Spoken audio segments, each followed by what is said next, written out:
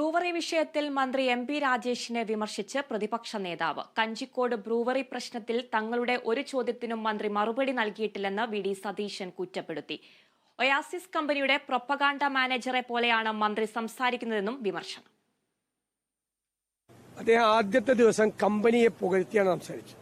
ഇതുപോലൊരു കമ്പനി വേറെ ഇല്ല എന്ന് പറഞ്ഞ ആ കമ്പനിയുടെ പ്രൊപ്പഗാണ്ട മാനേജറെ പോലെയാണ് അദ്ദേഹം സംസാരിച്ചത്.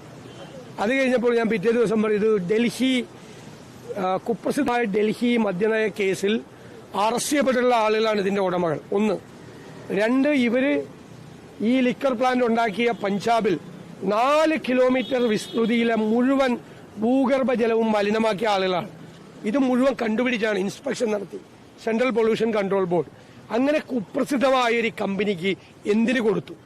ഇങ്ങനെ മദ്യ നയം മാറ്റി പുതിയ ഡിസ്റ്റിലറികൾ ഇത് കൊടുക്കാൻ, മദ്യനിർമ്മാണത്തിനുള്ള സംവിധാനങ്ങൾ കൊടുക്കാൻ പോകുന്നു എന്ന് വേറെ ആരാണ് അറിഞ്ഞത്? എന്ത് രഹസ്യമാണ് ഇതിനകത്തുള്ളത്? എന്തിനാണ് ഇത് രഹസ്യമാക്കി വെച്ചത്? 3 മാസം മന്ത്രി കയ്യിൽ ഫയൽ വെച്ചു. പാലക്കാട് ഇലക്ഷൻ പ്രഖ്യാപിച്ചു കഴിഞ്ഞിട്ടാണ് ഇത് മുഖ്യമന്ത്രിയുടെ കയ്യിലേക്ക് 6 ദിവസം കഴിഞ്ഞിട്ട് ഇത് കൊടുക്കുന്നത്.